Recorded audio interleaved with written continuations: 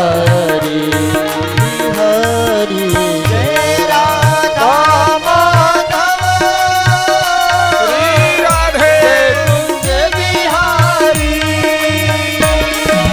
जय राधा माधव जय कुंज बिहारी बिहारी जय राधा माधव जय कुंज बिहारी बिहारी जय राधा माधव जय कुंज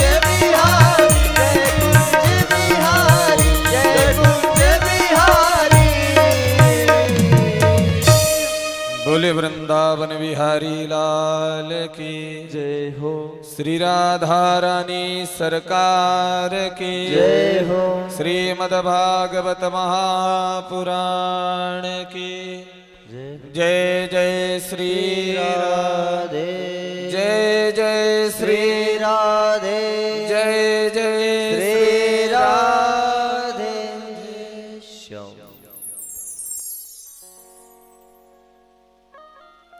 ओम नमो भगवते वासुदेवाय। आइए हम सब लोग अपने मन को एकाग्र कर भगवान की पावन कथा को श्रवण करेंगे। भगवत कृपा से हम सबको यह जो शुभ अवसर प्राप्त हुआ है, क्योंकि जब तक जीव के ऊपर भगवान की कृपा नहीं होती तब तक जीव सत्संग में नहीं जा पाता और भगवान की कथा नहीं सुन पाता। और भगवान की कथा सुनने की कोई उम्र नहीं होती, कोई अवस्था नहीं होती। भगवान की भक्ति की कोई अवस्था नहीं होती। इसलिए स्वतः जो है, जो भक्त हैं भगवान से कहते हैं कृष्ण त्वदीय पद पंकज पंजरान्ते अद्वैव में विशतु मानस राजहंसा प्राण प्रयाण समये कफवात पित्ते कंठावरोधन विधौ स्मरणं कुतस्ते। बोले कृष्ण त्वदीय पद पंकज पंजरान्ते अद्वैव में विसतु मानस राजहंसा। हे मानस हंस, हे मेरे मन, तू भगवान श्री कृष्ण के चरण में इसी क्षण जाके लग जा। अद्वैव में विसतु मानस राजहंसा, भगवान के चरणों में हमारा मन जो है इसी क्षण लग जाए। क्योंकि अगर हम उस क्षण की प्रतीक्षा में लगे रहेंगे कि जब हम वृद्धावस्था में चले जाएंगे तब जो है भगवान का भजन करेंगे, बोले उस अवस्था का कोई विश्वास भी नहीं। और जीवन में जिस चीज का अभ्यास होता है आप अंत समय वही करेंगे। अगर आपने भक्ति का अभ्यास किया है तभी अंत समय जो है आपसे भक्ति हो पाएगी, नहीं तो अंत समय में आप भक्ति नहीं कर पाओगे। बिना अभ्यास के कुछ नहीं होता। और फिर आप कहेंगे कि हम वृद्ध हो जाएंगे तो भगवान का नाम लेंगे, बोले जब दांत टूट जाएंगे तो कहोगे राम, लेकिन निकलेगा मुख से आम। कुबजाया किम रूप तत्र मधिकम किमत सुदामनो धनम भक्त्या तुष्यति केवलम परमया भक्ति प्रिया माधव। भगवान तो केवल भक्ति देखते हैं। बोले अगर कोई कहे कि भगवान जो है जाति को लेकर के और शरणागति अपने शरण में लेते हैं, हम निम्न जाति के हैं, भगवान हमको स्वीकार नहीं करेंगे। बोले व्याध जो बहेलिया था, बोले उसकी कौन सी जाति थी। कोई कहे भगवान अवस्था देख करके शरण अपने शरण में लेते हैं। तो बोले ध्रुव जी की क्या अवस्था थी, ध्रुव जी तो 5 वर्ष में ही भगवान के परम पद को प्राप्त कर लेते हैं। कोई कहे कि भगवान विद्या से मिलते हैं, बोले वयो विद्या गजेंद्रस्य का, गजेंद्र हाथी था, उसने कौन सी यूनिवर्सिटी में जाकर के अध्ययन किया था, कहां पढ़ाई किया था, लेकिन भगवान का भक्त था, भगवान ने उसको स्वीकार कर लिया। विदुर जी बोले वो कौन सी जाति के थे। अगर कोई कहे कि भगवान जो पौरुषवान होते हैं, बलवान होते हैं, उनको मिलते हैं, बोले उग्रस्य किम पौरुषम, उग्रसेन जी के पास कौन सा पौरुष था, कारागार के अंदर बंद थे, उनके पुत्र ने कारागार के अंदर बंद कर दिया था, लेकिन भगवान की भक्ति किए और भगवान उनको भी प्राप्त हो गए। कोई कहे कि भगवान सुंदरता से मिलते हैं, बोले कुब्जा किम रूप तत्रम अधिकम, कुब्जा से कुरूप कौन हो सकता है। 3 जगह से कुब्जा टेढ़ी थी, लेकिन भगवान के चरणों में गई और भगवान ने उस कुब्जा को भी स्वीकार कर लिया। कुब्जा किम रूप तत्रम अधिकम। कोई कहे भगवान धन से मिलते हैं, बोले किम तत्सुदामनो धनम, सुदामा जी के पास कौन सा धन था, बोले सुदामा जी के पास कोई धन नहीं था, भक्ति रूपी धन था, और उसी भक्ति रूपी धन के द्वारा सुदामा जी ने भगवान को प्राप्त कर लिया। क्योंकि भक्त्या तुष्यति केवलम परमया भक्ति प्रिया माधवो, माधव को, भगवान को तो केवल भक्ति ही अच्छी लगती है। इसलिए भगवान की भक्ति की कोई अवस्था नहीं होती, कोई जाति नहीं होती, किसी भी जाति का व्यक्ति हो भगवान की भक्ति कर सकता है। भक्ति में कोई नियम भी नहीं होता। कथा के माध्यम से मैंने निवेदन किया कि आप भगवान की भक्ति के लिए कोई विशेष नियम की आवश्यकता नहीं है। जिस बहुत अच्छा भजन है, 2 मिनट गुनगुनाएंगे, ज्यादा समय नहीं लेंगे। जिस देश में, जिस वेश में, परिवेश में रहो, राधा रमण, राधा रमण, राधा रमण कहो।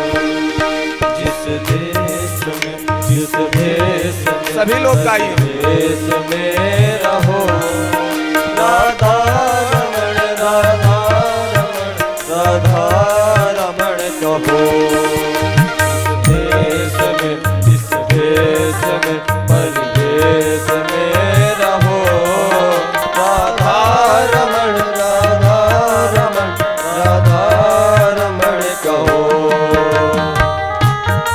जय हो राधा रमण सरकार की जय हो।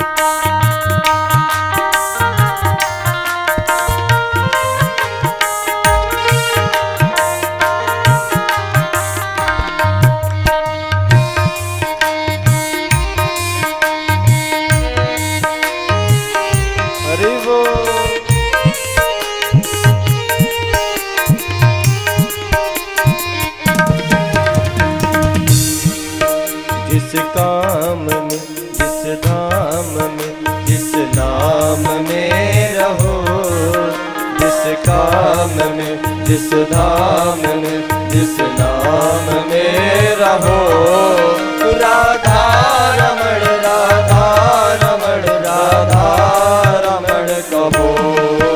राधा रमण, राधा रमण, राधा रमण कहो। संसार में, परिवार में, घर बार में रहो, संसार में, परिवार में, घर बार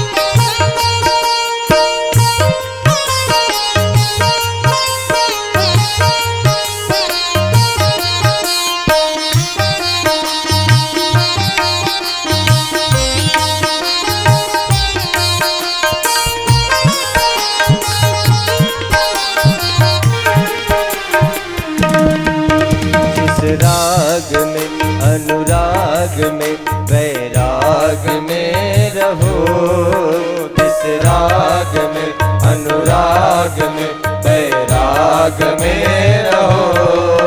राधा रमण राधा रमण राधा रमण कहो, राधा रमण राधा रमण राधा रमण कहो। जिस देश में जिस वेश में परिवेश में रहो, राधा रमण राधा रमण राधा रमण कहो। राधा रमण राधा रमण राधा रमण कहो, राधा रमण राधा रमण राधा रमण कहो। बोले भक्त वत्सल भगवान की जय हो, श्री वृंदावन बिहारी लाल की जय हो, राधा रानी सरकार की जय हो। तो इस प्रकार से आप किसी भी अवस्था में किसी भी समय जो है भगवान का नाम ले सकते हैं। भगवान के नाम लेने के लिए किसी भी अवस्था की आवश्यकता नहीं होती। बोले आप शयन करने जा रहे हैं उस समय भी नाम लीजिए, जब सो के उठते हैं सबसे पहले उस समय भी भगवान का नाम लीजिए। घर का कोई भी कार्य कर रहे हैं उस कार्य को करते रहिए और भगवान का नाम लेते रहिए। तो हम सबके लिए जो है यह भागवत कथा जो श्रवण करने के लिए ठाकुर जी कृपा से प्राप्त हुई है। आज हम कल के पूर्व प्रसंग में भगवान बाल कृष्ण की बाल लीलाओं का जो है दिव्य रूप से आप सब लोग बाल कृष्ण के जन्म उत्सव का आनंद लिए हैं, और आज आप सब लोग भगवान बाल कृष्ण की बाल लीलाओं का जो है दर्शन करेंगे कथा के माध्यम से। किस प्रकार से ठाकुर जी ने दिव्य रूप से बाल लीलाओं को किया था। आइए हम सब लोग अपने मन को गोकुल ले चलते हैं और गोकुल में दिव्य रूप से जो है आनंद उत्सव मनाया जा रहा है। अपने मन को भी गोकुल ले चलेंगे। और यहाँ श्री सुखदेव जी महाराज कहते हैं, नंदस्त्वात्मज उत्पन्ने जाता हलादो महामनः, आहूय विप्रान वेद ज्ञान स्नातः सुचिरलंकृतः, वाचयित्वा स्वस्तयनम जात कर्मात्मजस्य वै, कारयामास विधिवत् पितृदेवार्चनं तथा, धेनूनां नियुते प्रदात् विप्रेभ्यः समलंकृते, तिलादीन सप्तरत्नौघ सातकौ सांबरावर। जब नंद जी को ये बात पता चलता है कि उनके यहाँ पुत्र हुआ है तो नंद बाबा अत्यंत आनंदित हो जाते हैं। यद्यपि नंद बाबा के पुत्र नहीं है, वसुदेव और देवकी के पुत्र हैं ठाकुर जी, लेकिन नंद जी को ऐसी अनुभूति होती है कि उनके यहाँ ही पुत्र का जन्म हुआ है। नंदस्त्वात्मज, आत्मज मतलब स्वयं का पुत्र उत्पन्न हुआ है, ऐसी आनंद की अनुभूति जो है नंद बाबा को होती है। दशरथ पुत्र जन्म सुनिकाना, मानव ब्रह्मानंद समाना। उस आनंद की अनुभूति नंद बाबा को ही कि उनके यहाँ साक्षात जो है परमात्मा ही पुत्र बन करके आया है। नंदस्त्वात्मज उत्पन्ने जाता हलादो महामना। महामना है नंद बाबा, सुन करके अत्यंत आनंदित हो जाते हैं। आनंदित होकर के नंद बाबा ने तुरंत विप्र देवताओं को बुलाया। आहूय विप्रान वेद ज्ञान, विप्र देवताओं को बुलाया। हमारे यहाँ लाला हुआ है, विप्र देवता करके बढ़िया स्वस्ति वाचन पाठ करते हैं। ओम स्वस्ति न इंद्रो वृद्धश्रवाः, स्वस्ति न पूषा विश्ववेदाः, स्वस्ति नस्तारिक्षो अरिष्टनेमिः, स्वस्ति नो बृहस्पतिर्दधातु।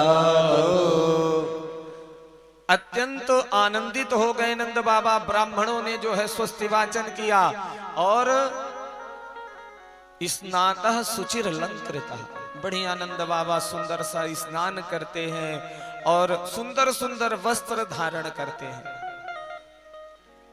और बालक के जन्म के समय जो संस्कार होता है, जिसको जात कर्म संस्कार कहते हैं, उस संस्कार को नंद बाबा ने कराया। और पितृदेवार्चनम व्रतम, अपनी पितृ देवताओं के प्रसन्नता के लिए नंद बाबा ने पितृ देवताओं